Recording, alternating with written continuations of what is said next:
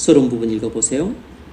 우리는 지난 시간에 하나님을 아는 지식의 중요성에 관하여 살펴보았습니다. 이제 우리는 이 구절들로 인해 제기되는 문제들을 살펴보고자 합니다. 오늘 본문에서 문제가 제기되는 구절은 바로 22절입니다. 오늘 우리는 성도를 견인하시는 하나님의 방법에 관하여 공부하겠습니다. 네, 오늘 우리는 성도의 견인 교리에 대해 잠깐 살펴보겠습니다. 하나님이 성도를 견인하시는 방법이 무엇인가에 대해서 살펴보겠습니다. 첫 번째 문제. 본문 18에서 22절을 읽으십시오. 오늘 우리는 특히 22절에서 제기되는 문제들을 살펴보겠습니다. 오늘 본문에서 제기되는 문제들은 무엇입니까? 네, 22절 읽으세요. 그러므로 하나님의 인자하심과 준엄하심을 보라. 넘어지는 자들에게는 준엄하심이 있으니 너희가 만일 하나님의 인자하심에 머물러 있으면 그 인자가 너희에게 있으리라. 그렇지 않으면 너도 지키는 바 되리라. 아멘. 22절 이 본문에서 제기되는 문제는 무엇인가? 한 두 가지가 있는데 첫 번째는 이것입니다. 이 22절을 보면 제가 다시 22절 읽어보겠습니다.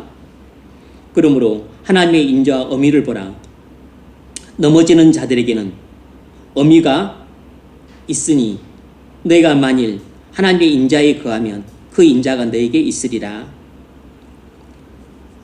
그렇지 않으면 다시 말하면 너희가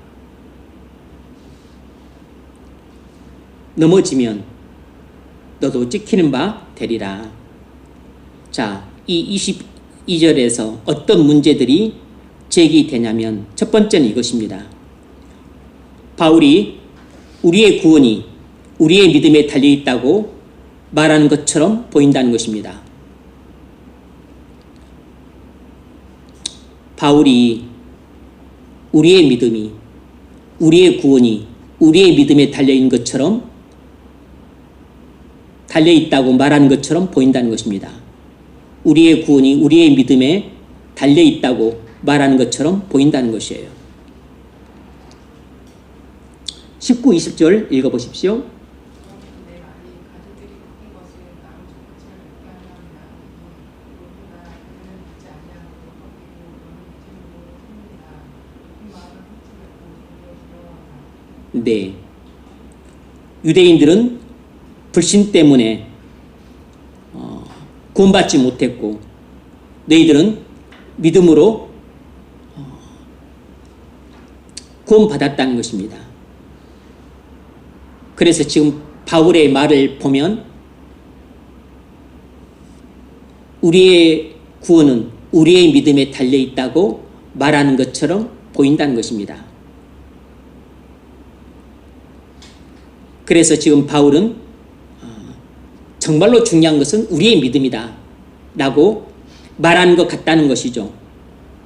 유대인들은 믿지 않았기 때문에 넘어졌고 반면에 이방인들은 믿었기 때문에 교회 안에 있다는 것입니다. 따라서 바울은 우리의 믿음이 일종의 믿음의 행위이고 그래서 우리의 구원은 우리 믿음의 행위에 의해서 결정된다고 말하는 것처럼 보인다는 것입니다. 이 19절도 그렇고 20절도 그렇고 22절도 그렇고 물론 그것은 사실이 아닙니다.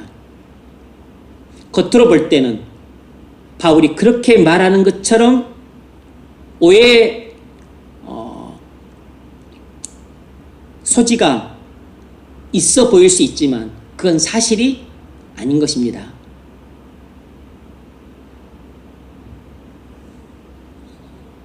두 번째로 어떤 문제가 제기되냐면 바울은 우리 구원의 보존이 우리 믿음에 달려있는 것처럼 달려있다고 말하는 것처럼 보인다는 것입니다. 바울은 우리 구원의 보존이 우리 믿음에 달려있다고 말하는 것처럼 보인다는 것입니다. 첫 번째와 두 번째가 비슷하지만 달라요. 첫 번째는 바울은 우리의 구원이 우리 믿음에 달려 있다고 말하는 것처럼 보인다 그랬고, 두 번째는 바울은 우리 구원의 보존이 우리 믿음에 달려 있다고 말하는 것처럼 보인다는 것입니다. 그러니까 결국 두 개를 종합하자면 바울은 우리의 구원뿐만 아니라 우리의 구원의 보존도 우리 믿음에 달려 있다고 말하는 것처럼 보인다는 것입니다. 그러니까 우리는 믿음 때문에 구원받고 우리 믿음 때문에 우리의 구원이 보존되고 존속된다고 바울이 말하는 것처럼 보인다는 것입니다.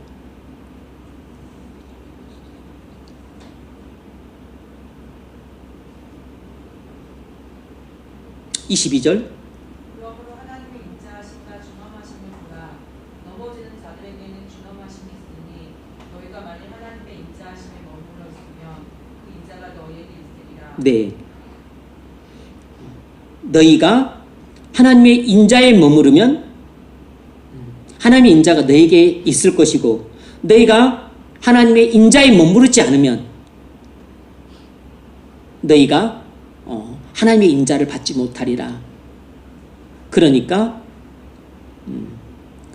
우리 믿음의 행위에 따라 인자를 얻을 수도 있고 얻지도 못할 수도 있다라고 말하는 것처럼 느껴지는 것이죠.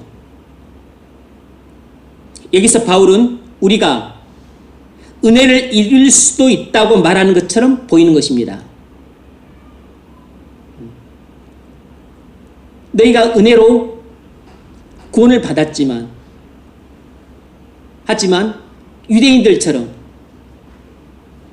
넘어지게 되면 하나님의 준엄한 심판을 받게 되고, 그러나 너희가 하나님의 인자에 머물러 있으면 하나님의 인자를 받게 될 것이지만, 그러나 너희가 하나님의 인자에 머물러 있지 않으면 당연히 너희도 하나님의 인자를 받지 못하고 유대인들처럼 너희도 하나님의 준엄한 심판을 받게 될 것이다.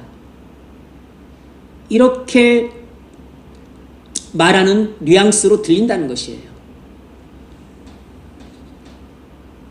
그래서 바울은 우리가 하나님의 은혜를 잃을 수도 있다고 말하는 것처럼 보인다는 것입니다. 다시 말해서 성도의 궁극적인 교리와 모순되는 말을 하고 있다는 것입니다.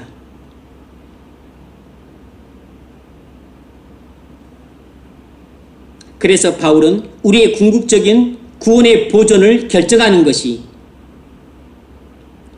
우리의 지속적인 믿음의 행위에 달려 있다고 말하는 것처럼 들린다는 것입니다. 그래서 우리가 알고 있는 성도의 견인 교리와 모순되어 보인다는 것입니다. 우리가 은혜로 구원을 받았다 할지라도 만일 우리가 유대인들처럼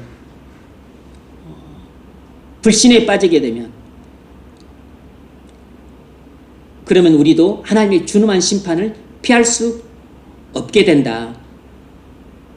고 바울이 말하는 것 같은데, 그래서 이것은 성도의 견인 교리와 모순된다는 것이죠. 물론 바울은 성도의 견인 교리와 모순되게 말하고 있지 않습니다. 바울은 우리의 구원의 보존이 우리의 믿음에 달려 있다고 말하고 있지 않아요. 정리하자면 이렇습니다. 문제는 두 가지예요. 무엇이 우리를 구원하는가? 그리고 무엇이 우리의 구원을 보존하는가 하는 것입니다. 무엇이 우리를 구원하고 무엇이 우리의 구원을 보존시키는가?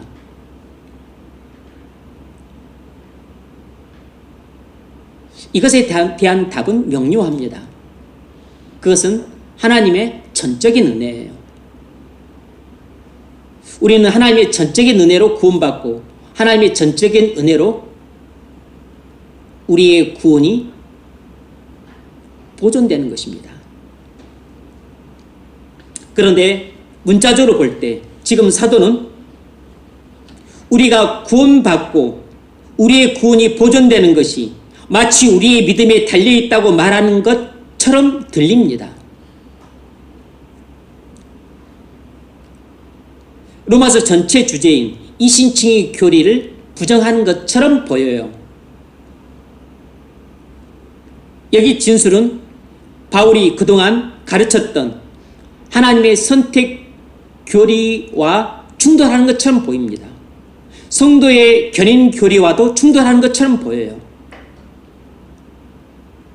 물론 바울이 자신이 앞에서 말했던 9장과 10장에서 말했던 선택 교리와 충돌하는 가르침을 이 11장에서 하고 있을 리가 없죠. 그리고 성도의 견인 교리와 그건 또 뒤에서도 나오는데 성도의 견인 교리와 또 충돌하는 가르침을 바울이 말하고 있을 리가 없습니다. 자, 그렇다면 두 번째 문제에서 그 문제를 지금 이렇게 표면적으로 제기될 수 있는 문제를 어떻게 해결해야 되는가? 이런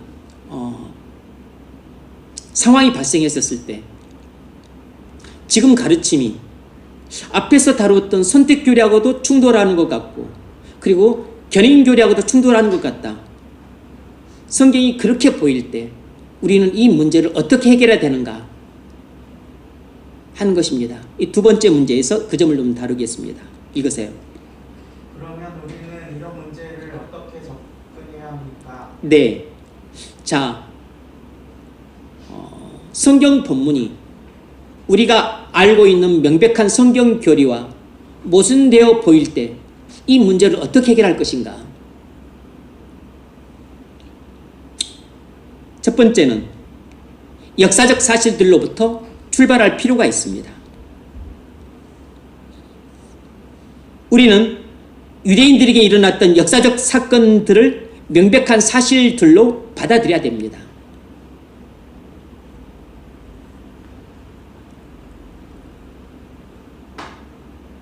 그래서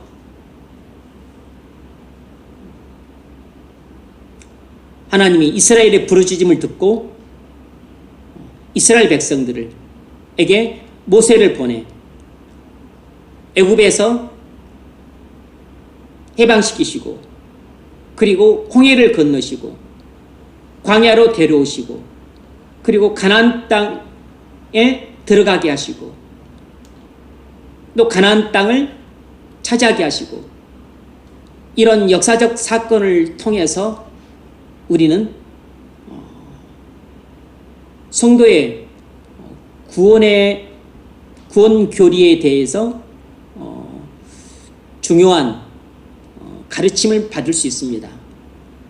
성도의 구원 교리에 관한 중요한 가르침을 이스라엘 백성들의 이 구원 역사를 통해서 배울 수 있어요.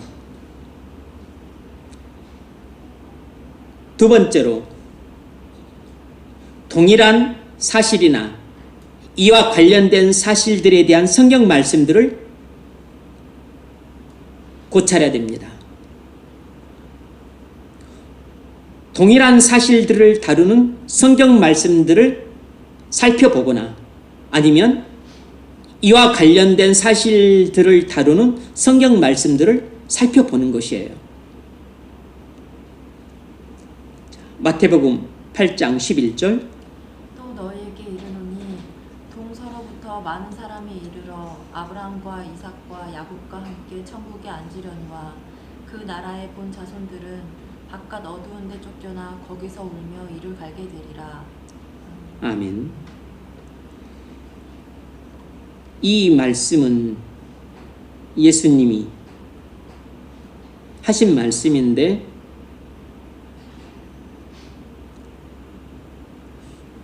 유대인들이 갖고 있던 기존의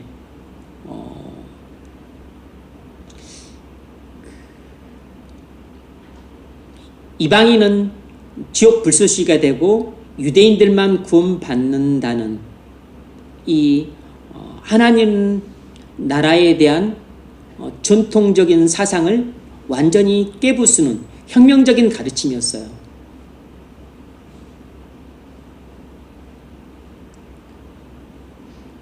이방인들이 구원을 받고 유대인들은 대부분 멸망에 처하게 된다. 라는 유대인들이 들으면 환장할 만한 가르침이었습니다.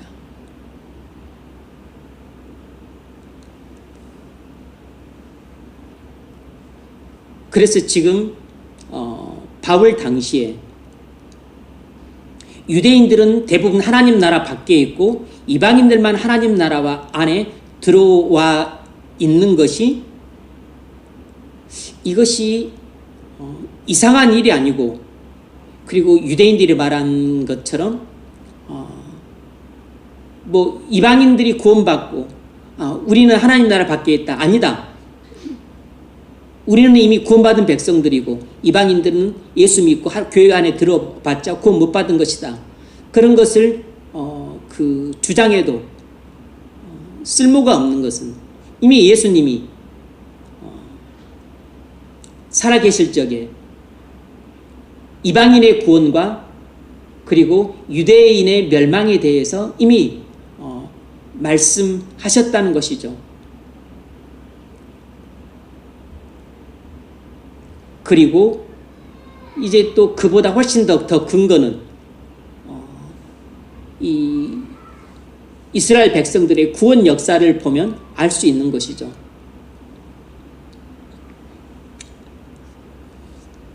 그런 내용이 누가복음 13장에도 거의 비슷하게 나와 있어요. 시간 관계상 안 보겠습니다. 그래서 주님은 유대인들에게 일어난 바로 그 일을 분명히 예언하셨고, 예언대로 바울 당시에 동서남북으로부터 이방인들이 하나님 나라 안으로 들어왔고 유대인들은 하나님 나라 밖에 대부분 머물러 있었던 겁니다. 세 번째는 동일한 사건에 대해 말하고 있는 것처럼 보이지만 다른 진술을 하는 성경 구절들을 찾아봐야 됩니다. 동일한 사건에 대해 말하고 있는 것처럼 보이지만 다른 진술을 하는 성경 구절들을 찾아봐야 돼요. 지금 이 내용은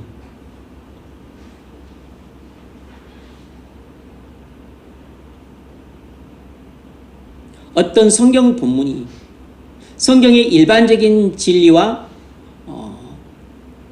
충돌한다고 보일 때 그 문제를 어떻게 해결할 것이냐 하는 해결 방법이기도 하지만, 또한 이것은 무슨 뭐에도 도움을 주는 내용이냐면 성경을 묵상할 때도 우리가 이런 태도를 취해야 됩니다.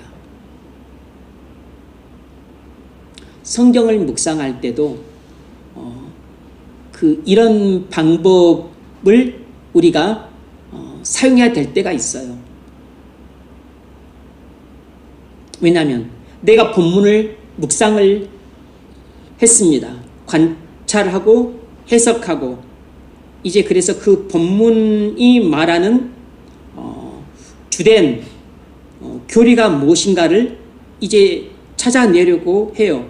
그런데 이제 내가 그것을 이렇게 찾아내서 이제 정리를 했는데 딱 보니까 성경의 일반적인 그 진리와 좀 안 맞는 것 같아. 그러면 이제 재고를 해봐야 되는 것이에요. 성경의 일반적인 가르침과 좀 충돌하는 것 같다. 뭔가 좀 잘 안 맞는 것 같다. 그러면 점검을 해봐야 돼요. 그럼 어떻게 점검을 하는가? 앞서 말씀드렸던 내용들이 도입될 수 있어요. 이스라엘 역사를 통해서 나타나는 구원 역사에 비춰볼 수 있고, 또는 이런 이런 교리, 이런 진리를 다루는 다른 성경 본문을 떠들어 봐서 이런 진리를 다루는 다른 성경 구절이 뭐가 있는가. 그래서 그런 다른 성경 구절들을 찾아보고서 또 점검할 필요가 있고, 아니면 지금 내가 다루고 있는 본문의 내용과 똑같은 내용이나 비슷한 내용을 다루고 있는 성경 구절은 어딘가를 찾아서 또 점검을 해보면 됩니다. 아니면 이것과 또 정반대되는 내용을 다루고 있는 성경 본문을 찾아서 또 이렇게 한번 점검해 볼 수 있어요.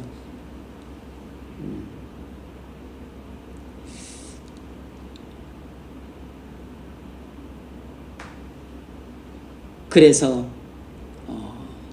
성경을 올바르게 묵상을 하려면 성경 전체에 대해서 통달을 하고 있으면 아주 묵상하는 데 도움이 됩니다. 근데 성경 전체에 대해서 무지하면 그 어떤 한 부분을 묵상할 때 어려움이 많아요. 우리가 한 토막을 묵상하지만, 또는 한 문단을 묵상하지만, 그걸 묵상할 때는 성경 전체의 지식이 필요한 것입니다. 66권 성경 전체를 관통하는 진리에 대한 이해가 필요한 것이에요.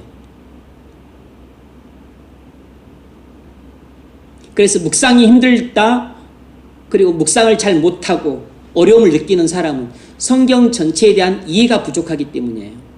성경 전체에 대해서 잘 숙지를 못하고 있기 때문입니다. 그건 그 사람들이 평상시에 성경을 읽지 않았기 때문이에요.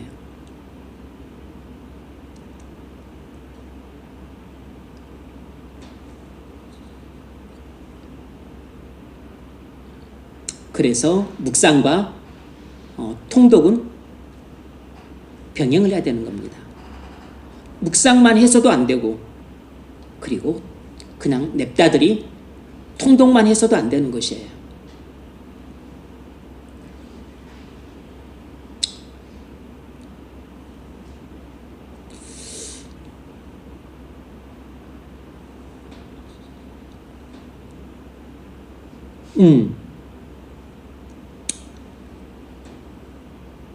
히브리서 4장 1절을 보십시오. 그러므로 우리는 두려워할지니 그의 안식에 들어갈 약속이 남아 있을지라도 너희 중에는 혹 이르지 못할 자가 있을까 함이라. 아멘. 1절만 지금 적어놨나요?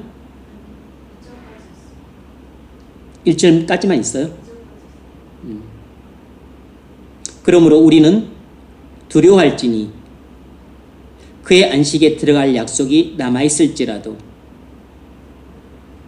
너희 중에는 혹 이르지 못할 자가 있을까 두려워함이라.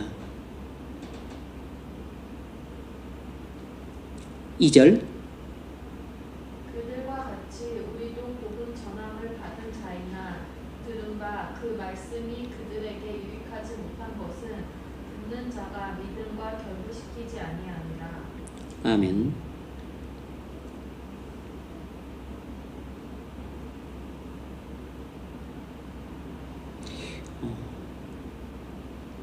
히브리서 서신을 받는 교회 성도들 중에서도 모두가 다 안식에 들어가는 것은 아니라는 것이죠.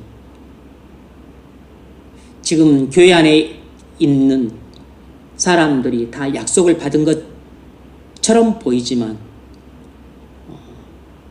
혹 안식에 이르지 못할 자가 있을 수 있다는 것입니다.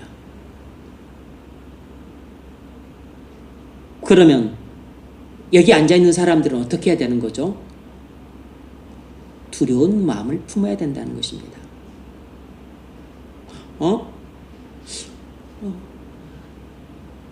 두려움을 조장하는 것이 옳은 건가?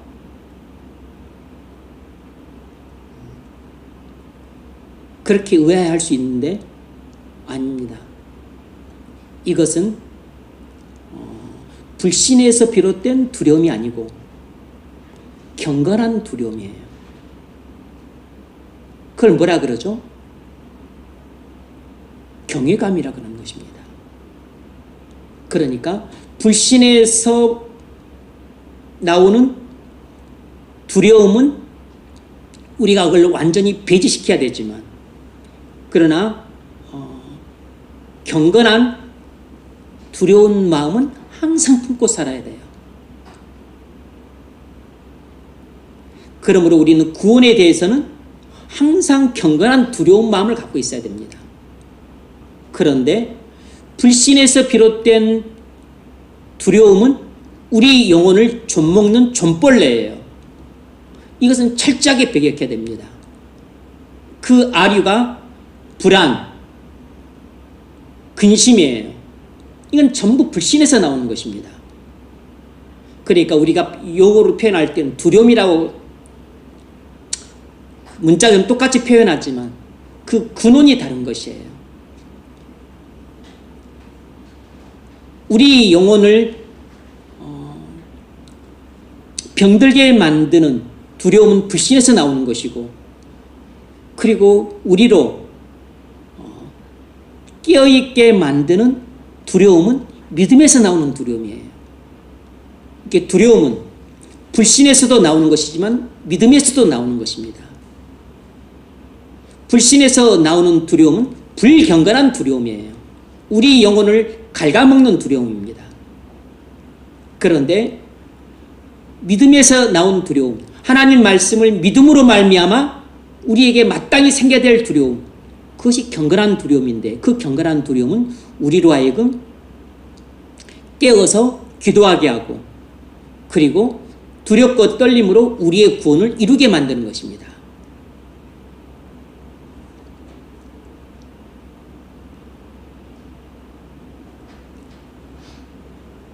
바울이 디모데 전서에서 하나님은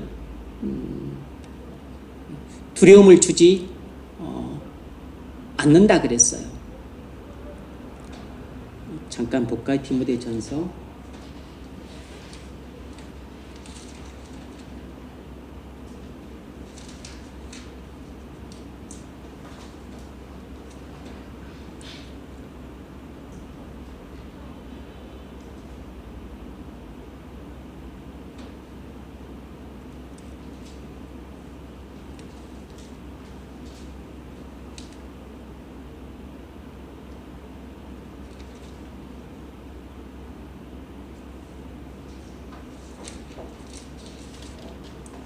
네, 디모데후서 1장 7절입니다. 디모데후서 1장 7절. 하나님이 우리에게 주신 것은, 디모데후서 1장 7절, 하나님이 우리에게 주신 것은 두려워하는 마음이 아니요 오직 능력과 사랑과 근신하는 마음이니 할 때 이 두려움은 불신에서 나온 두려움을 하나님은 주지 않는다는 것입니다. 그런데 하나님이 우리에게 주시는 두려운 마음이 있어요. 그것은 경건한 두려움인 것입니다. 그래서 이 히브리서 기자가 4장에서 그러므로 우리는 두려워할지니 할 때 이 두려움은 교회를 다니고 믿는다고 하는 그 교인들조차도 뭐 할 수 있다는 거죠? 불신에 빠져서 세상의 시류에 떠내려갈 수 있다는 것입니다. 그리고 이미 많은 교인들이 유대인들의 그 핍박이 두려워서 이미 떠내려갔고, 그리고 또 신앙생활 하는 것이 너무 고초가 심하고 재정적 손해도 심하고, 그래서 그걸 견디지 못해서 이미 많이 떠내려 갔다는 것입니다. 그래서 두려워해야 된다는 겁니다. 너희 중에도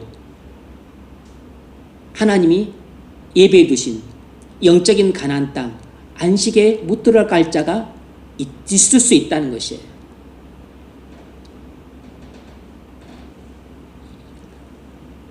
마가복음 13장 13절.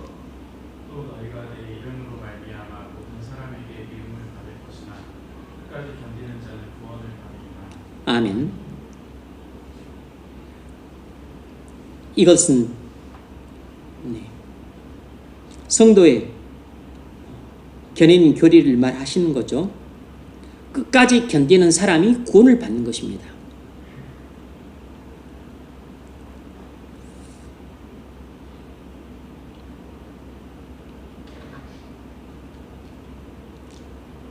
자, 이처럼 모순되어 보이는 상황이 발생했었을 때 어떻게 접근하고 해결해야 되는가?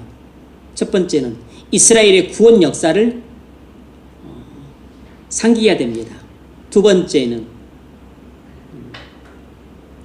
그와 비슷한 내용의 성경 구절들이 어디에 있는가를 살펴봐야 돼요. 세 번째는 그와 비슷해 보이지만 다른 내용을 말하는 성경 구절들은 또 뭔가 그걸 좀 살펴볼 필요가 있습니다. 자, 세 번째 문제 읽어보십시오. 이러한 증거들을 통해 우리가 분명히 알고 있는 다른 가르침들과 어떻게 부활시킬 수 있습니까? 네. 우린 이런 증거들을 이미 우리가 분명히 알고 있는 다른 가르침들과 어떻게 조화시킬 수 있는가? 한 세 가지를 이야기하자면 첫 번째로 일반 원리나 해석의 원리를 정한다는 것입니다.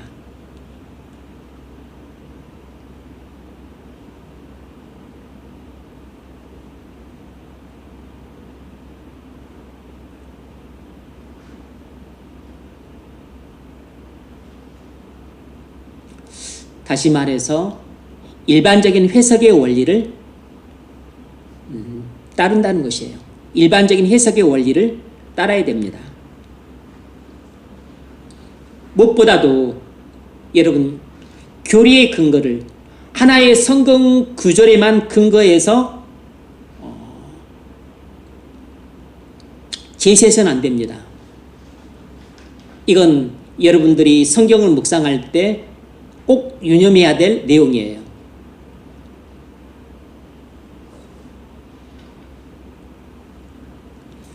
교리의 근거를 하나의 성경 구절에만 근거를 두어서는 절대로 안 됩니다. 그렇게 되면 다른 성경의 일반적인 교리들과 충돌하는 경우들이 자주 발생해요. 성경 교리는 성경의 한 구절에만 근거를 두면 안 됩니다. 앞서 말씀드렸던 것처럼 이 진리가 성경의 다른 진리와도 조화를 이루는가를 잘 봐야 됩니다. 그리고 성경에 이미 명백하게 밝혀진 다른 진리와 충돌하면 이건 틀린 진리예요. 모순되면 나는 이 본문을 통해서 진리를 잘못 깨달은 것입니다.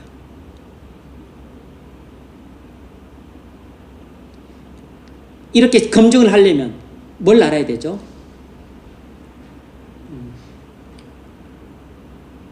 교리에 대해서 전반적인 이해가 돼 있어야 되는 거죠.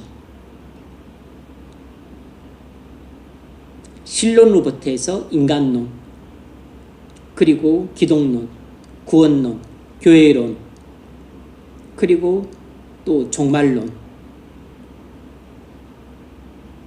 이 성경 전체를 이렇게 조직신학 관점에서 접근하면 6가지 교리의 체계로 나눌 수 있는데 이런 것에 대한 전체적인 이해를 하고 있어야 됩니다. 이제 그것을 위해서 소일의 문답 강해를 하려고 하는 것이에요. 그걸 통해서 여러분은 성경에 나와 있는 가장 핵심적인 진리들을 배우게 될 겁니다.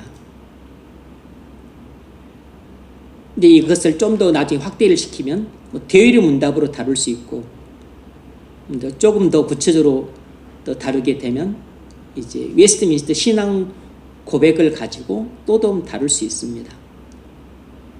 그런데 거기에 나와 있는 내용들 중에 이건 완전히 처음 듣네 하는 내용들은 별로 없을 것이에요. 왜냐하면 이미 우리가 설교를 통해서 대부분 다뤄왔고, 그리고 예전에 또 마틴 로이스 존스 목사님 교리 강의를 통해서 이미 대부분 다뤄왔어요. 안 다뤄왔던 게 아닙니다. 그리고 로마서 강의를 또 하면서도 교리적인 내용들을 거의 대부분 섭렵해 왔기 때문에 완전히 생소한 내용들은 극히 미미할 것입니다. 거의 없다시피 하긴 할 것이에요. 하지만 체계를 다시 한번 잡아줄 필요가 있죠. 또 그렇게 교리 강의를 통해서도 우리가 또 수요일날 다뤘지만, 이제 또 소일의 문답은 또 소일의 문답대로 그건 그냥 문답 형식으로 돼 있으니까, 소일의 문답이라 그래서 무슨 애들한테 가르치기 위해서 꼭 그렇게 했다, 그렇게만 이해하실 필요 없습니다. 그 애들이 배우기에는 상당히 어려운 내용들이에요. 간단하게 정리했다는 뜻인 것이죠. 성경은 완전한 통일체입니다. 성경 66권은 모순되거나 충돌하는 내용이 없어요. 물론 문자적으로 모순되어 보이는 내용들은 있습니다. 성경에 여러 군데 있어요. 이성적으로 볼 때는 모순되어 보이는 내용 부분들이 있습니다. 하지만 그건 모순이라고 말하지 않고 충돌한다고 말하지 않아요. 성경은 완전한 통일체입니다. 66권이 완전한 한 책이에요.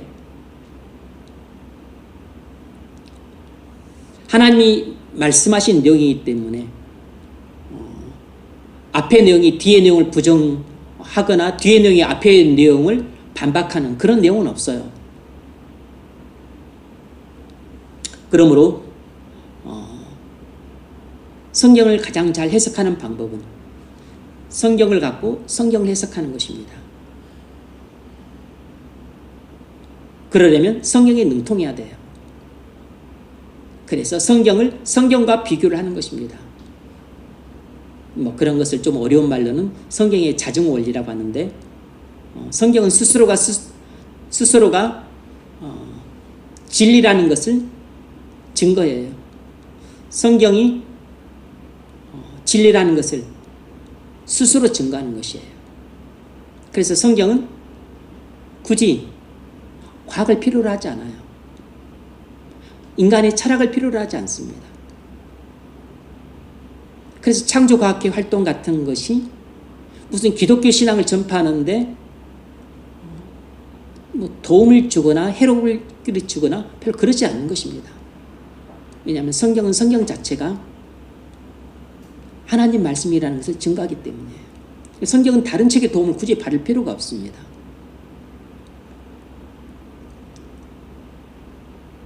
그래서 세상 책을 설교할 때는 거의 인용을 안 하는 것입니다. 굳이 그럴 필요가 없으니까.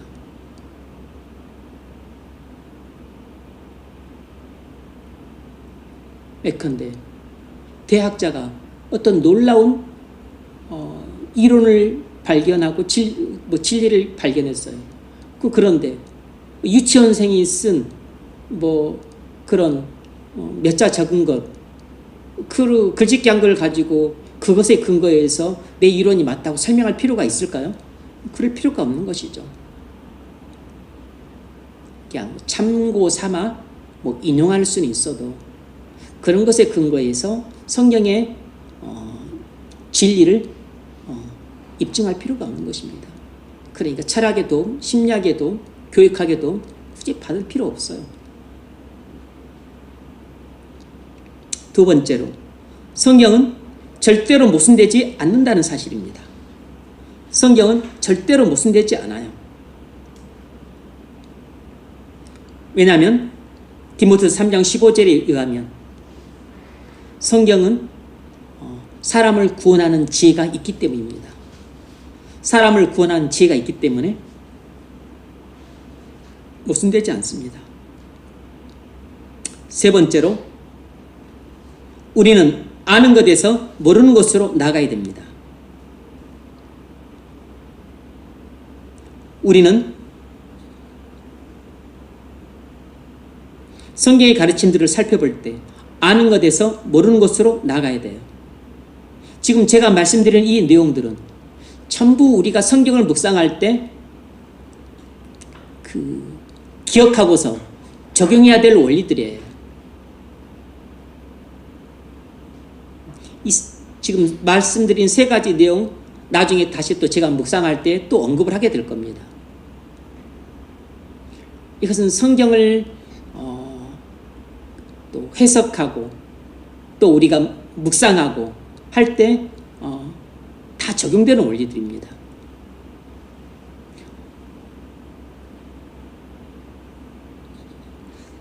의미가 분명한 말씀들로부터 시작해서 이해하기 어려운 구절들로 나가야 됩니다.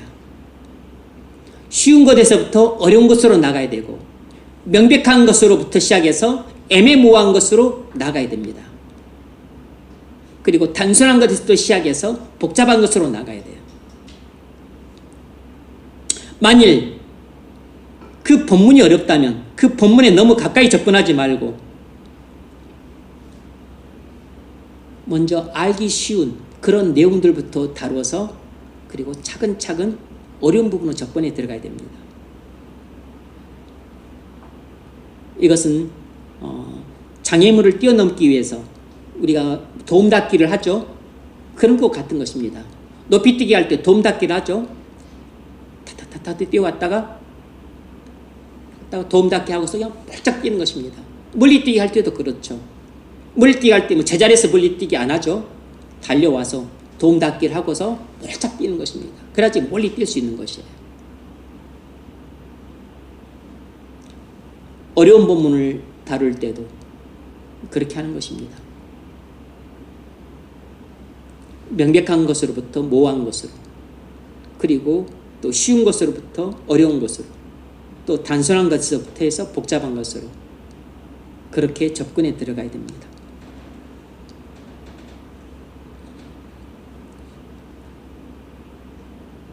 성경을 해석해서 우리가 어떤 본문에서 교리를 찾을 때는 어떤 한 구절의 근거에서 그 교리를 세우면 안 돼요.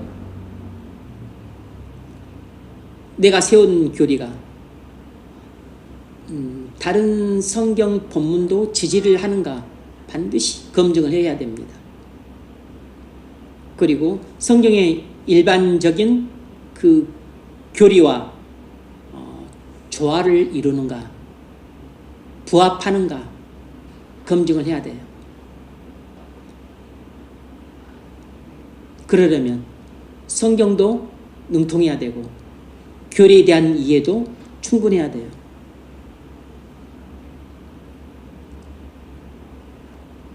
교리도 모르고 성경도 안 읽으면 성경을 묵상하려고 해도 성경에 아무것도 안 보이는 겁니다. 그런데 예컨대 초신자가, 그러면 초신자는 교리도 모르고 성경 전체도 모르는데 그럼 초신자는 그런 묵상 못하느냐? 할 수 있습니다. 조금 힘들고 어렵지만 본인이 포기만 안 하면 묵상할 수 있어요. 포기만 한 묵상을 합니다. 그러니까 초신자라고 해서 묵상을 못하는 건 아니에요. 조금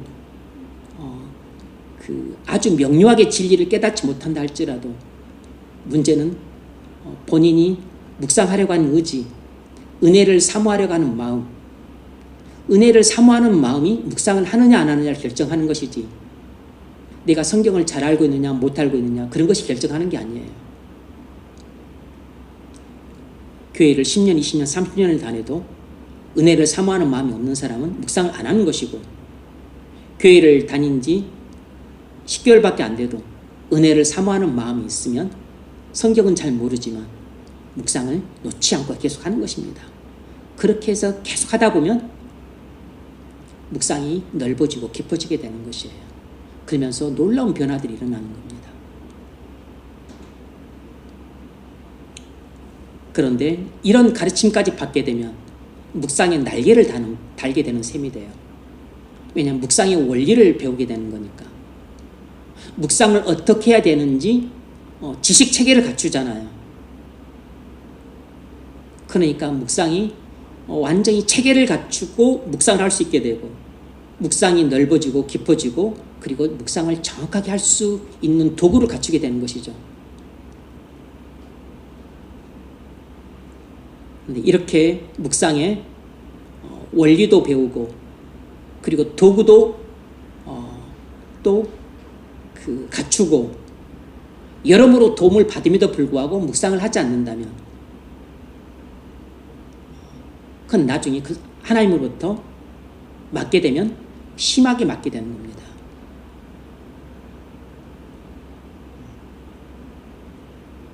다른 사람들은 묵상을 어떻게 해야 되는지 잘 배우지도 못한 채 그런 가운데서 묵상을 하는 사람이 있는데 묵상을 어떻게 할 수 있는지 방법도 배우고 원리도 배우고 도구도 갖추고 그랬음에도 불구하고 묵상을 하지 않는다면 그건 그만큼 피역함이 심한 것이기 때문에 더욱 심한 책망을 받게 되는 겁니다. 모르고 죄를 짓는 사람도 맞지만 알고도 죄를 짓는 사람은 더 많이 맞는다 그랬어요. 네 번째 문제. 이 가르침에 따라서 로마서 11장에서 가르치는 기본 원리들은 무엇인지 살펴보십시오. 네. 위 가르침을 따라 로마서 11장에서 가르치는 기본 원리들은 무엇인지 살펴보십시오. 자, 읽어보십시오. 2절, 5절, 7절. 하나님이 그 미리 아신 자기 백성을 버리지 아니하셨나니 너희가 성경이 엘리야를 가리켜 말한 것을 알지 못하느냐. 그가 이스라엘을 하나님께 구하나되. 네. 계속 읽으십시오. 그런즉 이와 같이 지금도 은혜로 택하심을 따라 남은 자가 있느니라. 그런즉 어떠하냐. 이스라엘이 구하는 그것을 얻지 못하고 오직 택하심을 입은 자가 얻었고 그 남은 자들은 우둔하여졌느니라. 네. 11장에서 가르치는 기본 원리가 뭐죠? 선택교리입니다. 은혜로 말미암는 선택교리예요.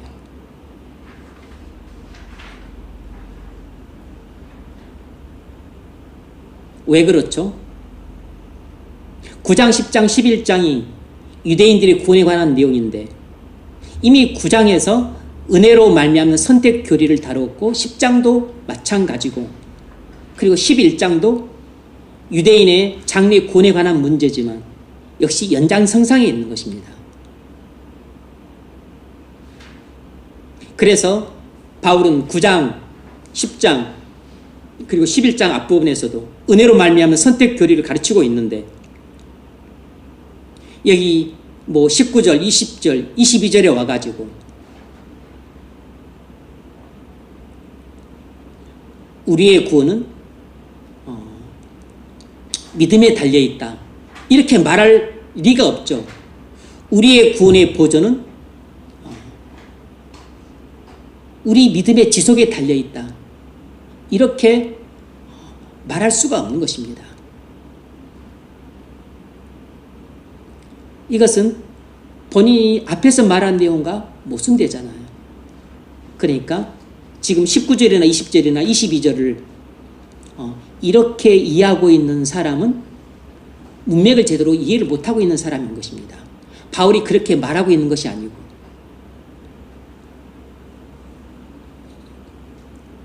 뭐라 할 수 있죠? 성경 전체를 넓게 보는 눈이 필요한 것입니다. 거시적으로 보는 눈이 필요한 것이에요.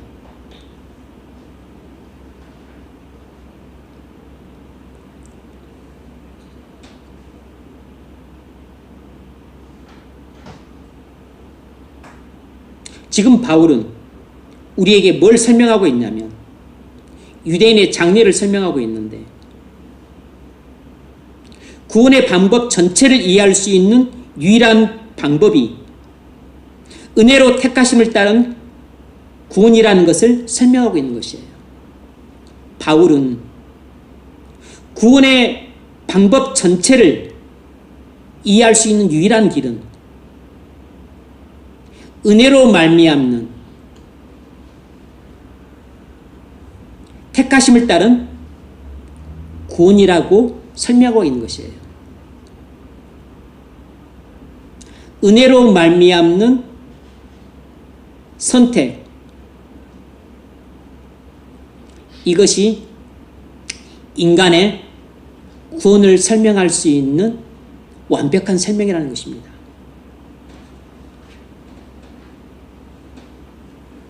자, 첫 번째 문제. 왜 하나님은 선택하심으로 사람을 구원하십니까? 네. 왜 하나님은 선택하심으로 사람을 구원하시는가? 이건 아주 중요한 질문이죠. 왜 하나님은 선택하심으로 사람을 구원하시겠습니까? 그런 질문을 스스로 해본 적이 없으시죠? 왜 하나님은 선택하심으로 사람을 구원하실까요? 잘 생각해보면 알 수 있습니다. 그것은 하나님의 은혜로 말미암는 선택이 아니면 구원받을 자가 한 명도 없기 때문입니다. 너무 놀라운 이유이지 않습니까? 하나님의 은혜로 말미암는 선택이 아니면 구원받을 자가 한 명도 없기 때문이에요. 그 이야기는 무슨 뜻이죠? 자기 믿음 때문에 구원받을 수 있는 사람은 아무도 없다는 것입니다.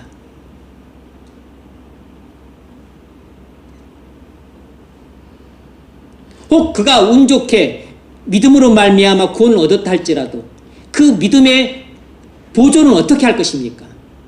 그 구원의 보존은 어떻게 할 것이에요? 믿음을 계속 지속을 해야 되는데 문제는 구원받을 때는 내가 믿음을 가졌는데 구원받은 이후에 믿음이 약해지기도 하고 또는 없어지기도 하고 그러잖아요. 그 믿음을 지속시켜주고 혹 약해지거나 조금 쇠해질 수는 있어도 그 믿음이 완전히 쇠해지지 않고 완전히 없어지지 않도록 그 믿음 자체를 보존해 주는 것이 바로 하나님의 은혜로 말미암는 선택 때문에 이루어지고 있는 것입니다. 하나님이 한번 은혜로 말미암아 그를 선택하셨기 때문에 그를 선택하신 하나님은 그가 구원받을 때 믿음을 주실 뿐만 아니라 그 믿음이 지속될 수 있도록 하나님의 사랑이 영원히 함께 가는 것입니다. 그래서 은혜로 말미암는 선택만이 우리가 구원을 받을 뿐만 아니라 우리의 구원을 보존시킬 수 있는 것이에요. 꼭 기억하셔야 됩니다. 이건 아주 중요한 영적인 원리예요.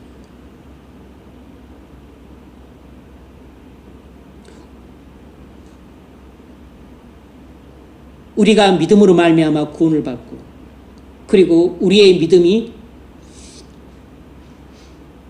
없어지지 않고 우리의 믿음을 통해서 우리의 구원이 계속해서 보존되게 할 수 있는 것은 우리 스스로의 믿음 때문이 아니고 하나님의 전적인 은혜로 말미암는 선택 때문인 것입니다.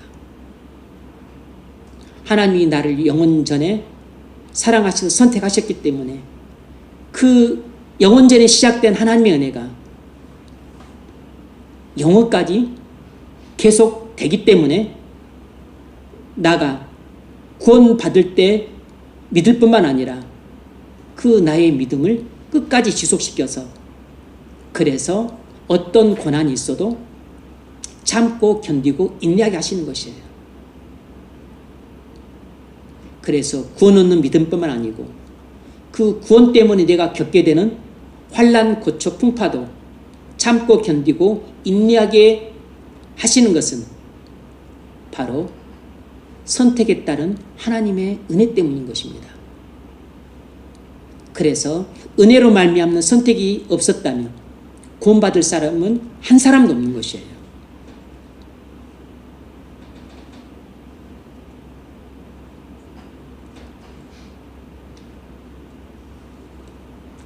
우리는 모두 죄와 허물로 죽은 사람들이고 하나님의 원수가 되는 육신의 생각을 갖고 있기 때문에 우리는 스스로 믿을 수도 없거니와 혹 우리가 믿어서 구원을 받았다 할지라도 그 구원 얻는 믿음을 계속해서 유지시킬 수가 없어요.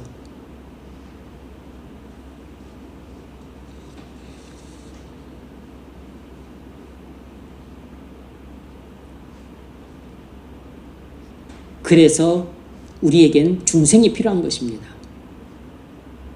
새로운 성품이 필요한 것이에요.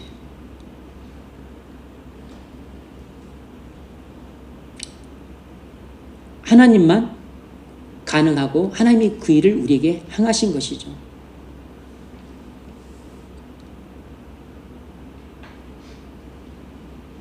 그래서 우리가 육신의 생각을 하지 않고 영의 생각을 할 수 있는 것은 그건 우리 힘이 아닙니다. 하나님이 우리에게 은혜로 베푸신 선물이기 때문에 우리가 받은 것이죠. 두 번째 문제.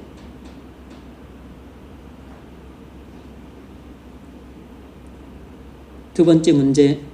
하나님은 성도의 구원을 어떻게 보존하시고 유지시키십니까? 네. 중요한 질문입니다. 첫 번째 질문은 왜 하나님은 선택하심으로 사람을 구원하시는가? 그건 하나님이 은혜로 말미암은 선택이 없다면 구원받을 수 있는 사람이 한 사람도 없기 때문이라 그랬어요. 하나님은 성도의 구원을 어떻게 보존하시고 유지시키시는가? 그것은 궁극적으로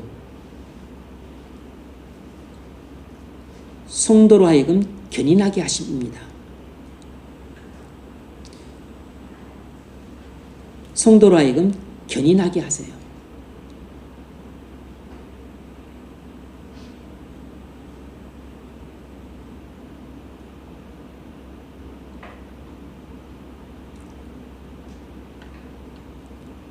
견은 굳셀 견자, 참을인자, 한자로는 그런 뜻입니다. 굳게 참게 하심으로 우리의 구원을 보존시키고 유지시키시는 것이에요. 영어로는 그 perseverance 아마 그렇게 될 겁니다. 로마서 8장 35절부터 읽어보십시오.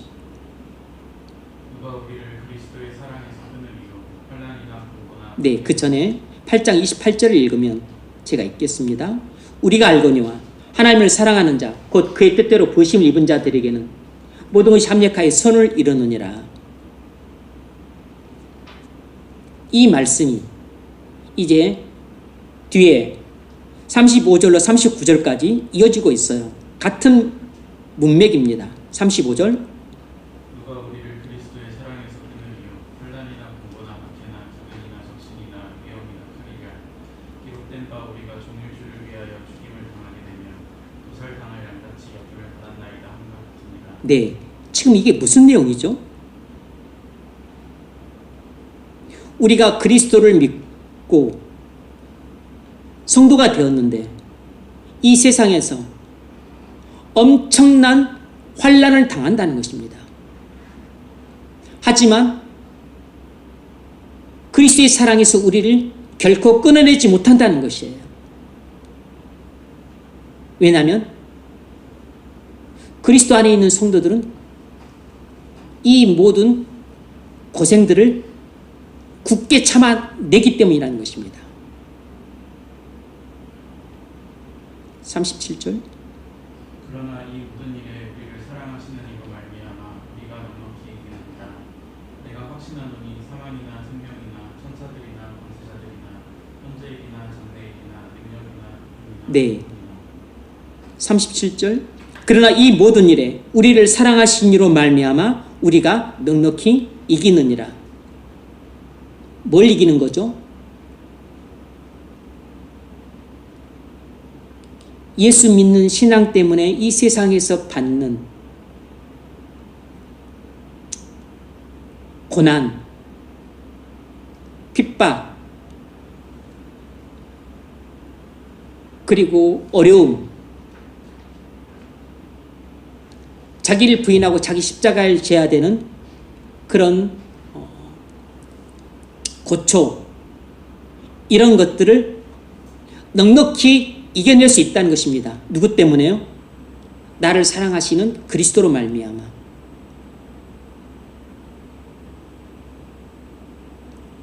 이 이야기는 하나님의 영원전 선택으로 말미암는 은혜 때문에 모든 성도는 이 세상에서 살 때 겪는 환난 고초를 넉넉히 이겨낼 수 있다는 것입니다. 이것이 성도의 견인교리예요. 은혜로 말미암는 선택, 선택으로 말미암는 은혜 때문에 선택받은 모든 성도는 이 세상에서 겪는 환난을 다 이겨낼 수 있습니다.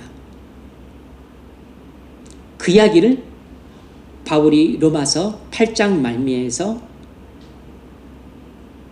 기쁨과 감격과 환희에 젖어서 영광스럽게 선포하고 있는 것이에요. 38절부터 다시 읽으세요. 내가 확신하노니 사망이나 생명이나 천사들이나 권세자들이나 현재일이나 장래일이나 능력이나 힘이나 기쁨이나 다른 어떤 피조물이라도 우리를 우리 주 예수 그리스도 안에 있는 하나님의 사랑에서 끊을 수 없으리라. 아멘. 바로 이 8장의 이 영광스러운 대목이 바로 성도의 궁극적인 견인 교리를 설명하고 있는 대목인 겁니다. 여러분도 아다시피 로마서 16장 전체에 있어서 꽃은 이 로마서 8장이고 로마서 8장에 가장 활짝 핀 꽃 봉오리는 바로 이 로마서 8장 28절부터 39절까지 이 대목이에요.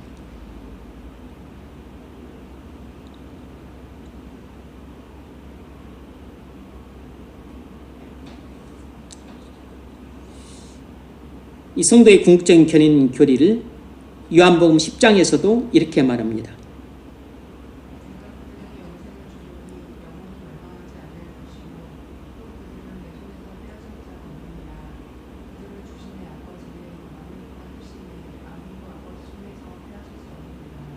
아멘. 내 아버지는 만물보다 크심에 아무도 아버지 손에서 빼앗을 수 없다 그랬습니다.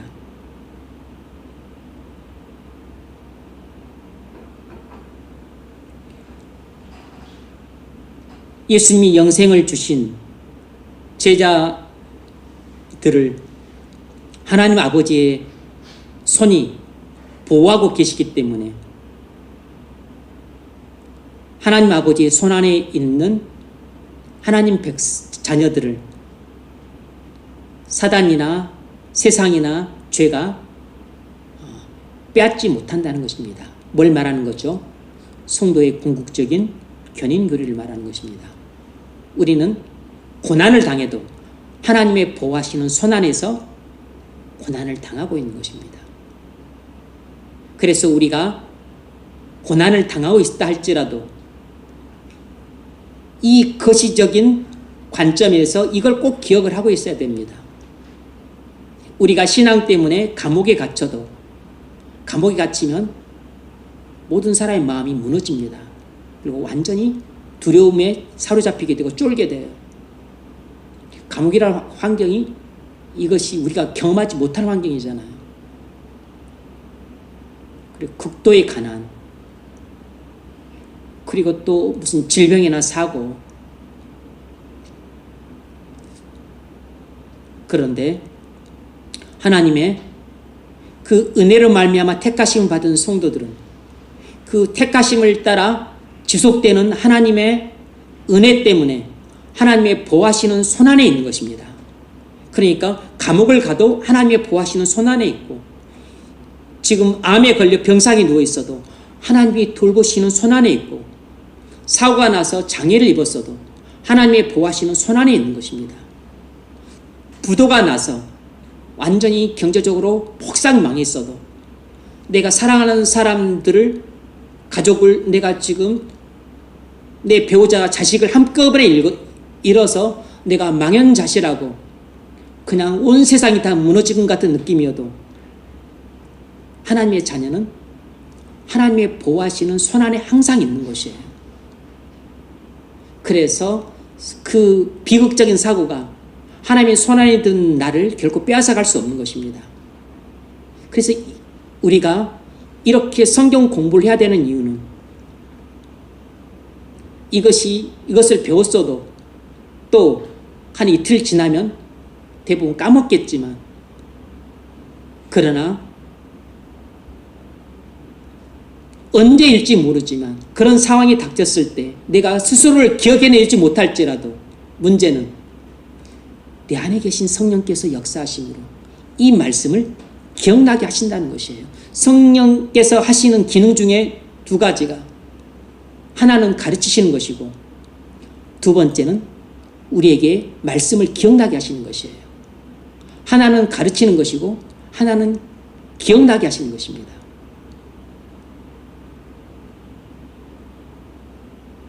그래서 예전에 들었던 말씀을 기억나게 하세요. 그 말씀을 기억나게 하는 게 뭐가 중요하냐 하겠지만, 말씀을 기억나게 하시는 것은 말씀을 붙잡게 하시는 것이고, 말씀을 붙잡는 것이 믿음이에요. 그래서 말씀을 기억나게 하셔서 말씀을 붙잡게 하심으로 믿음으로 무너지지 않게 하시는 것입니다. 믿음으로 쓰러지지 않게 하시는 것이에요. 믿음으로 그 감당할 수 없는 그 비극적인 상황을 굳게 참고 인내하게 하시는 것입니다. 그게 뭐죠? 나의 영원전 선택에 따른 은혜인 것이에요.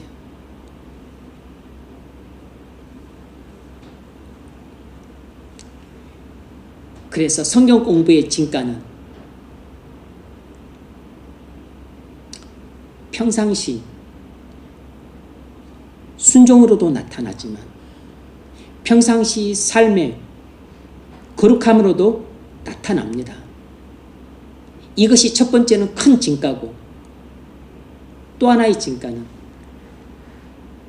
위급한 상황에서 그 사람을 완전히 무너지는 것으로부터 건져주는 것입니다.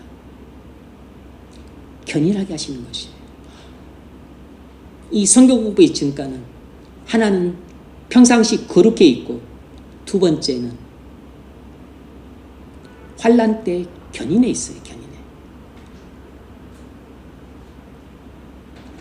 베드로전서 1장 5절. 너희는 말세에 나타내기로 예비하신 구원을 얻기 위하여 믿음으로 말미암아 하나님의 능력으로 구하심을 바라느니라. 아멘. 너희는 말세에 나타내기로 예비하신 구원을 얻기 위하여, 영원한 구원이죠. 종말론적인 구원입니다. 믿음으로 말미암아 하나님의 능력으로 보호하심을 받았느니라.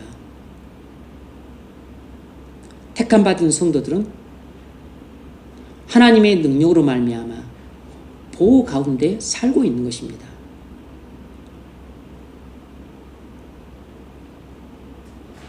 그래서 우리의 구원 얻은 믿음을 그 하나님의 능력으로 보호하심을 받기 때문에 내가 그 믿음을 지속할 수 있고 보존할 수 있는 것이에요. 감당할 수 없는 어떤 질병, 엄청난 사고, 극도의 가난, 아니면 예기치 못하는 완전히 그냥 곤란한 상황에 처했다 할지라도, 그래서 모든 것을 놔버리고 싶고 모든 것을 그냥 절망에 빠져서 포기하고 싶지만 하나님의 능력으로 말미암아 보호하심을 받고 있기 때문에 놔버리고 싶을 때에도 놓지 않도록 하나님의 은혜의 손이 나를 붙잡아주고 있는 것입니다. 그래서 말씀을 듣고 배우는 것이 대단히 중요해요. 3일이면 잊어먹는 것 같지만 이것이 무직 속에 들어가서 나중에 성령께서 이 말씀들을 다시 상기시켜 주십니다.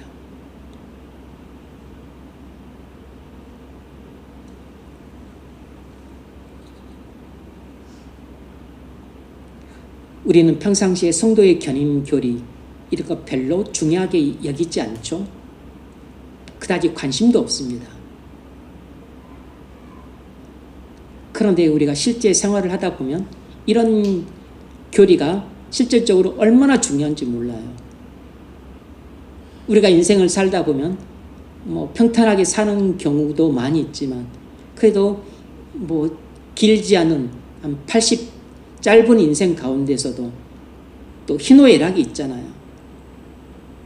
오르막도 있지만 내리막도 있고 또 뭐 절정도 있지만 또 완전히 그 침체기 또 절망에 빠지는 때도 있어요. 믿음의 진가는 평상시 거룩한 삶으로 나타나지만 완전히 이렇게 나락에 떨어졌었을 때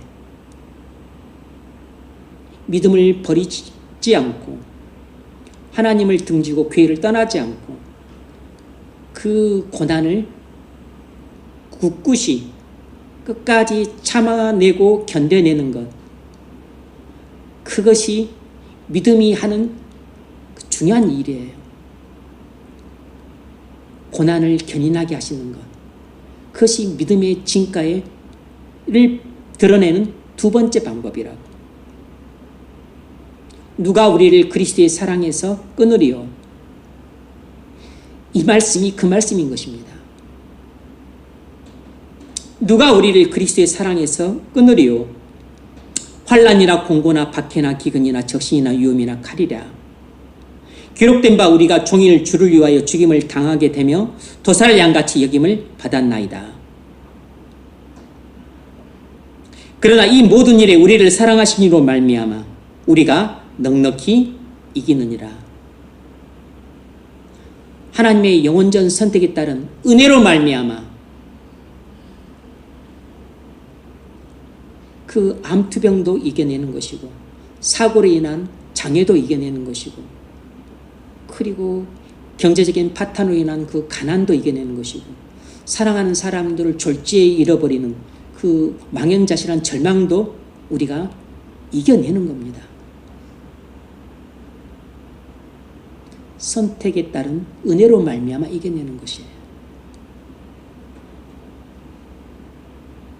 다섯 번째 문제.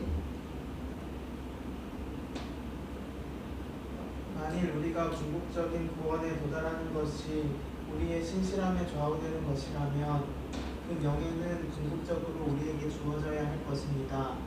우리를 궁극적으로 영원한 영광에 도달하게 하는 것이 우리의 믿음과 우리의 인내라면 그 공로는 우리의 인자가 아니라 그 공로는 하나님의 인자가 아니라 우리에게 있습니다. 하나님의 인자가 유리한 조건을 줄지 모르지만 인간이 천국에 도달할지 못할지를 결정하는 것은 결국 인간의 행위라고 말해야 합니다. 그러면 결국 명예와 영광도 인간에게 돌아가야 합니다. 그렇다면 사도 바울은 22절에서 이 사실을 가르치고 있습니까? 네. 우리가 궁극적인 구원에 도달하는 것이 우리 신실함에 좌우되는 것이라면 그 명예는 결국 우리가 받아야 된다는 것입니다. 우리를 궁극적으로 영원한 영광에 도달하는 것이 우리 믿음이고 우리 인내라면 그 공로는 하나님의 인자가 아니라 우리에게 있다는 것이에요.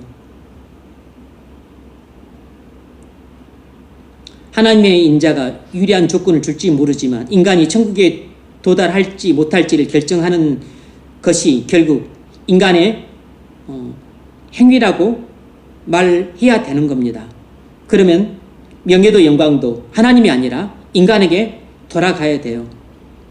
그렇다면 사도 바울은 22절에서 이런 사실을 가르치고 있는가? 물론 아닙니다.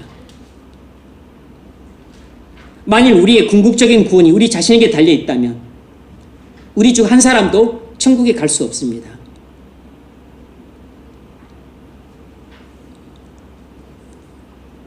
구원 얻는 믿음만 하나님께서 은혜로 주시고 나머지 구원의 보존을 우리에게 맡겼다면 우리는 구원이 도중에 끊어지고 마나요. 알미니안 교리는 바로 그 점을 말하는 것입니다. 본인이 믿음으로 구원을 받았다 할지라도 믿음을 지키지 못하면 구원에서 탈락하는 것입니다.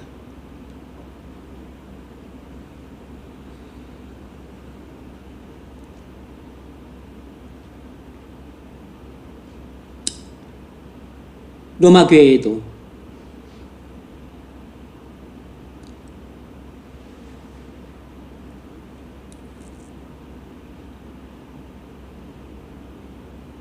세미펠라연이기 때문에 믿음으로만 구원받는 게 아니고 선행으로 구원받는다는 가르침을 펴기 때문에 거기도 구원의 확신이 없어요. 거기는 또 알미니안과 다른 방식으로 또 구원을 얻을 수 있는 방법을 가르치는데 그건 이제 또 교회에 전적으로 의존을 하는 것입니다. 얼마나 불안해요.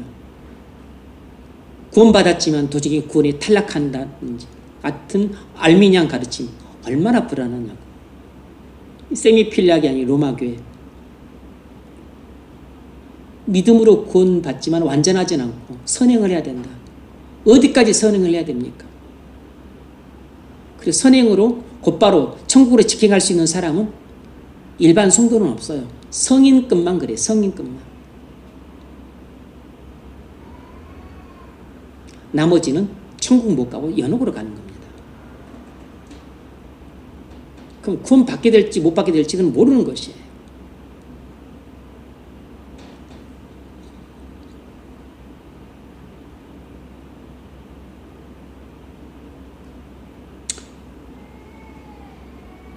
만일 궁극적 구원이 우리 자신에게 달려있다면 우리가 중생했다 한들 우리는 모두 실패하고 말 겁니다. 우리가 중생했다 한들 우리는 여전히 타락한 본성을 갖고 있기 때문에 죄에 빠지고 말아요. 죄에 빠지면 결국 우리의 구원은 실패하는 것입니다. 중생했어도 실패하는 것이에요. 중생했어도 거룩한 본성이 있지만 타락한 본성 때문에 죄를 짓게 되고 결국 구원받는 데 실패를 하게 돼요. 그래서 한 사람도 천국에 들어가지 못합니다. 그러나 하나님은 그걸 아셨기 때문에 선택에 따른 하나님의 은혜로 말미암아 우리를 구원하실 뿐만 아니라 우리의 구원의 보존도 하나님의 은혜로 지켜주시는 것입니다. 그래서 끝까지 우리가 믿음으로 참고 이겨낼 수 있도록 은혜를 베풀어 주시는 것이에요. 그래서 바울이 로마서 8장 35절에서 말하고 있는 것처럼 누가 우리를 그리스도의 사랑에서 끊으리요? 이렇게 말할 수 있는 것입니다. 어떤 환난 풍파도 우리를 하나님의 사랑에서 끊어낼 수 없는 것은 우리의 믿음이 그만큼 강하기 때문이 아니고 우리를 붙잡아 주시는 하나님의 은혜의 손길이 결코 끊어지지 않기 때문에 그런 것입니다. 우리의 믿음이 강하기 때문에 넉넉하게 이겨낼 수 있는 것이 아니고 하나님의 우리를 보호하시는 은혜의 손길이 그만큼 강하기 때문에 우리가 넉넉히 이겨낼 수 있는 것이에요.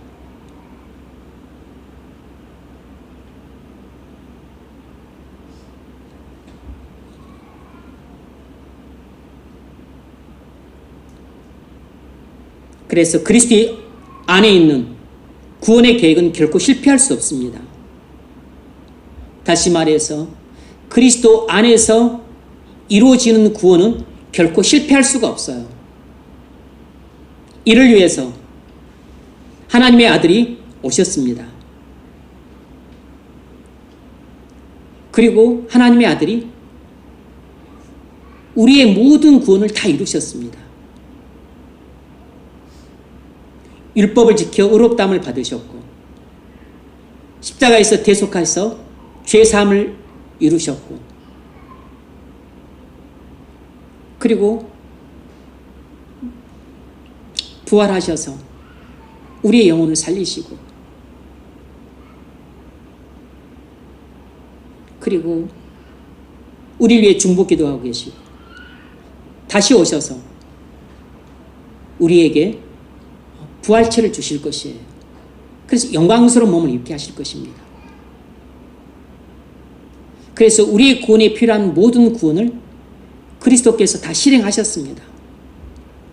그래서 우리가 믿음으로 말미암아 그리스도 안에 있게 되면 그리스도께서 이루신 구원을 우리는 다 거저 받는 것입니다.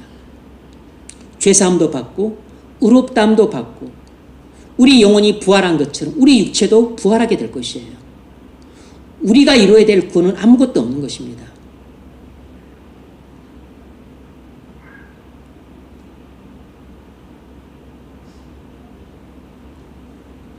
그래서 그리스도께서 이루신 구원은 결코 실패할 수 없어요.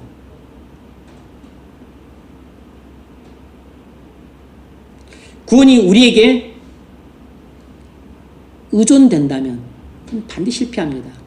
그런데 구원이 우리에게 단 하나도 의존되지 않게 하신 이유는 다시 말하면 구원이 전적으로 그리스도께서 이루도록 하신 이유는 구원을 절대로 실패하지 않도록 하시기 위해서예요.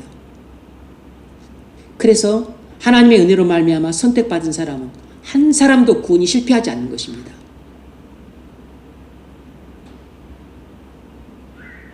그래서 우리의 구원과 우리의 구원의 보조는 전부 예수 그리스도께 달려 있습니다. 이것이 바로 하나님의 은혜로운 선택이에요. 은혜로운 선택은 구원만이 아니고 우리의 구원의 보존까지 해당이 되는 것입니다. 그래서 우리가 환난 고초를 참고 이겨내는 것이에요. 4장 16절 그러므로 상속자가 되는 그것이 은혜에 속하기 위하여 믿음으로 되나니 이는 그 약속을 그 모든 후손에게 굳게 하려 하심이라. 율법에 속한 자에게뿐만 아니라 아브라함의 믿음에 속한 자에게도 그러하니 아브라함은 우리 모든 사람의 조상이라. 아멘. 하나님 나라의 상속자가 되는 것이 은혜에 속하기 위하여 믿음으로 된다 그랬습니다. 왜냐하면 그 약속을 모든 후손에게 굳게 하기 위해서라. 그러니까 우리가 하나님 나라 상속자가 되는 것은 전적으로 하나님의 은혜로 말미암는다는 것입니다. 은혜가 하나님의 은혜로 말미암아 되게 하기 위해서 그 수단으로 믿음을 썼다는 것이에요. 믿음. 그래서 믿음은 결코 행위가 아니고 그리고 공로가 아니라는 것이에요.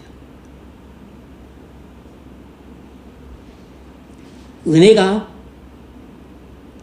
중요한 것이지 믿음이 중요한 게 아닙니다. 은혜가 큰 것이고 믿음은 은혜가 우리에게 들어오는 통로에 지나지 않는 것입니다. 6번째 문제. 우리는 22절을 어떻게 이해해야 합니까? 네. 첫 번째는 우리 구원이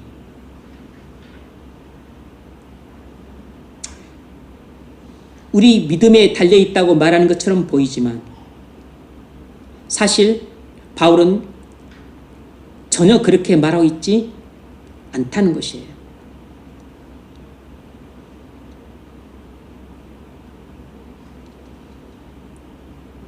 이 말씀은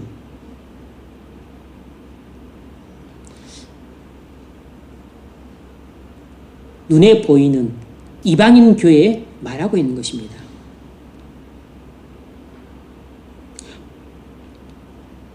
바울은 지금 선택된 이방인들을 말하는 것이 아니고 일반적인 이방인들을 말합니다.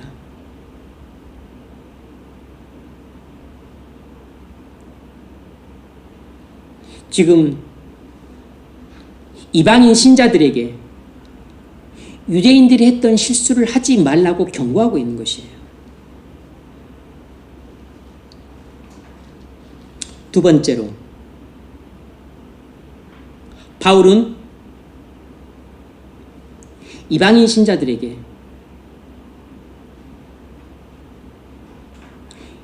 유대인들이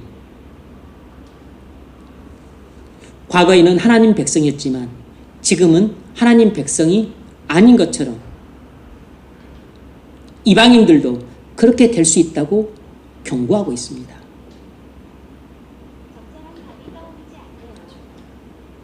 바울은 이방인 신자들에게 경고를 하고 있는 것이에요.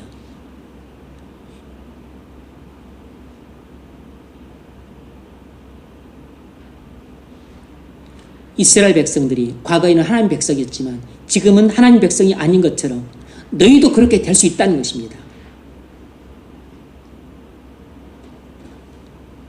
7번째 문제. 그러면 사도 바울은 왜 이런 말씀을 이방인들에게 하고 있습니까? 왜 바울은 이런 말씀을 이방인들에게 하고 있는가? 바울은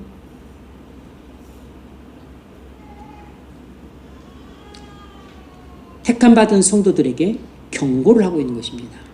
경고를. 지난 수요일에 목사의 4가지 사명에 대해 말할 때 두 번째 생명의 길을 제시하는 것이라 그랬는데 생명의 길을 제시하는데 5가지 요소가 있는데 그 중에 맨 마지막이 경고를 다뤘습니다. 경고. 사무엘은 이스라엘 백성들에게 경고했어요. 너희가 하나님을 경외하지 않고 하나님을 섬기지 않고 순종하지 않으면 너희와 너희 왕이 다 망하리라. 이렇게 경고했습니다. 경고는 무슨 엄포가 아니고 그들을 사랑하기 때문에 사망의 길로 빠지지 않도록 하기 위해서 생명의 길로 인도하기 위해서 주는 주의의 말씀이에요. 사랑하기 때문에 사망의 길에 빠지지 않도록 조심하라는 당부의 말씀인 겁니다. 바울도 로마에 있는 이방인 성도들을 사랑하기 때문에 유대인들과 같은 불신에 빠져서 멸망에 빠지지 않도록 조심하라고 하는 당부의 말씀이에요.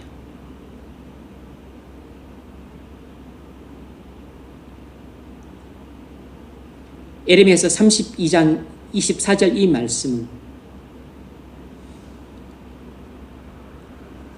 선자들이 그렇게 회개해야만 산다고, 회개하지 않으면 너희가 포로로 끌려가고 죽게 된다고 멸망을 경고했음에도 불구하고 모든 경고를 100가지 경고를 다 무시함으로 결국 바벨론 포로로 끌려갔던 그 유대인들에 대해서 에레미야 선자가 하고 있는 말이에요. 읽으세요. 옵소서 이 성을 빼앗으려는 마음은 참으나 이 성의 일로소 칼과 죽음과 정령병이 말미암아 이 성이 이를 치는 날때하여 내 손에 안무가 되었으니 주의 말씀대로 되었음을 주제가 보시나이다. 아멘. 예루살렘 성이 바벨론 침략자들에 의해서 함락될 상황에 놓였다는 것입니다.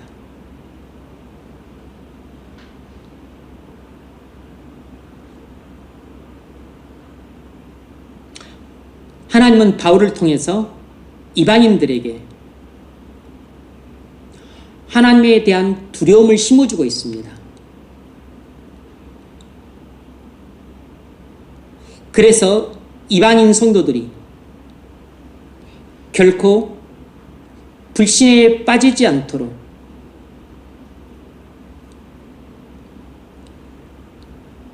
그렇게 붙잡아 주려고 하고 있어요.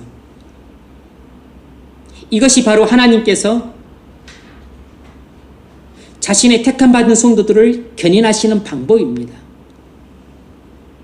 하나님께서 자신의 택함받은 성도들을 환난 고초에서 참고 견디도록 인도하시는 방법이 뭐냐면, 중에 하나가 뭐냐면,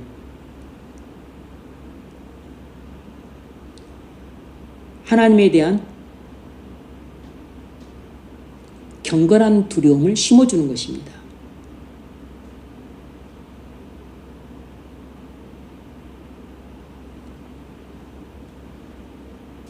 경고를 통해 하나님에 대해 경외감을 품게 함으로써 성도들이 어떤 고난 가운데서도 이겨내도록 하시는 것입니다. 물론 두려움을 심어주는 것이 성도들이 견인하는 방법 전체는 아니지만, 물론 성도들이 우리가 어떤 고난을 이겨낼 때에는 하나님의 사랑을 풍성히 부어주기도 하십니다. 그런 방법도 있지만, 또 하나의 방법은 하나님에 대한 극도의 경외감을 심어주는 것이에요. 그래서 바울은 경고를 하는 것입니다. 경고를.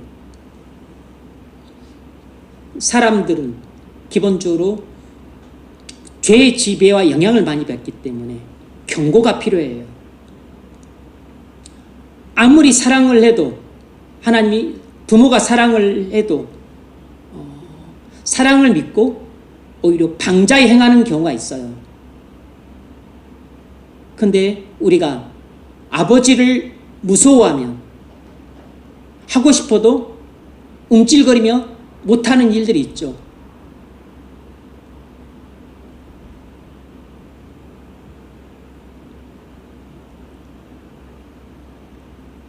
제가 이전에 군에 있을 때 저도 약간 부당한 대우를 받았지만, 우리 이제 동료들과 함께 여행을 갔었을 때 아주 부당한 그런 대우를 받았어. 그래서 우리가 숫자가 훨씬 많았고 또 부당했기 때문에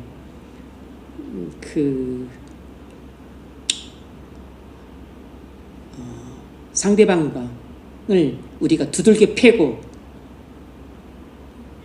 그리고 그렇게 부당한 대우를 안 받을 수 있었지만, 제가 그렇게 하지 않았던 이유 가운데 하나는 당시 제가 근무했던 부대에 헌병대장으로 우리 사총님이 계셨어요. 그런데 내가 그런 꼴을 보이고 싶지 않았어. 또 내가 밖에서 사고 쳐가지고 우리 사촌 형님의 도움을 받아서 또 이래저래 피하고 그런 꼬락서니를 보이고 싶지 않아서 그냥 참아버렸습니다.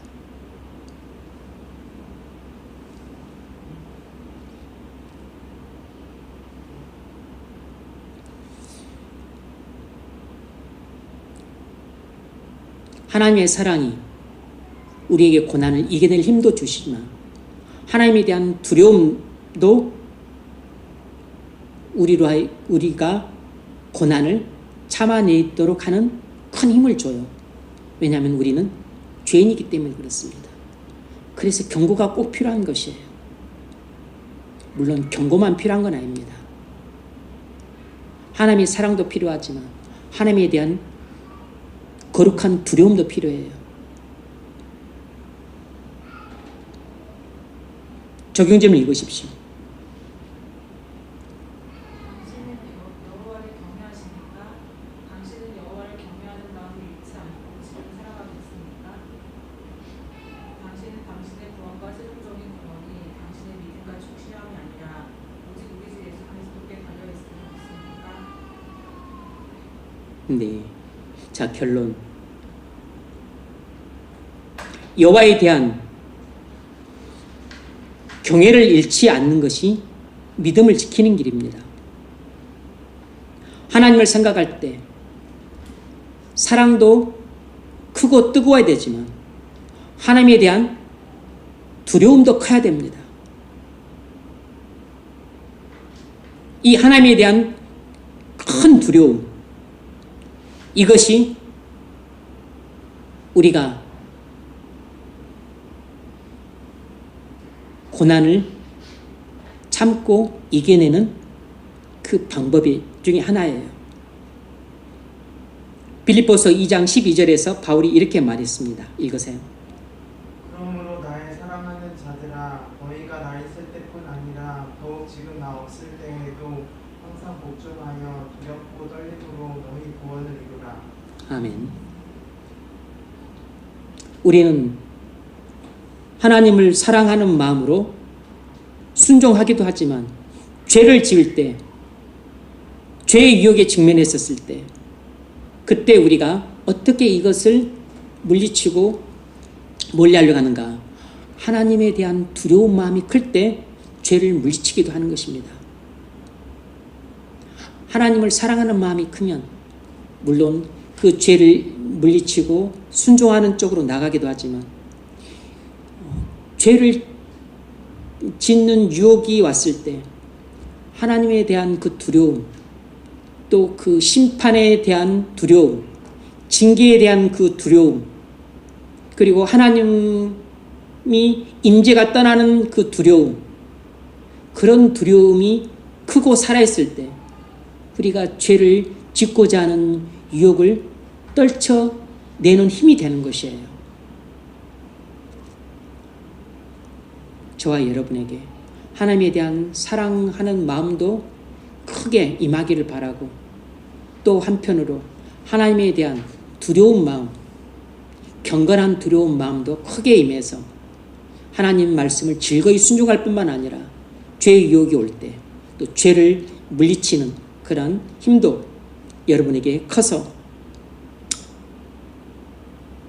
그래서 평상시는 순종할 뿐만 아니라 그리고 고난이 닥쳤을 때는 그것을 넉넉하게 이겨낼 수 있기를 주의 이름으로 축원합니다.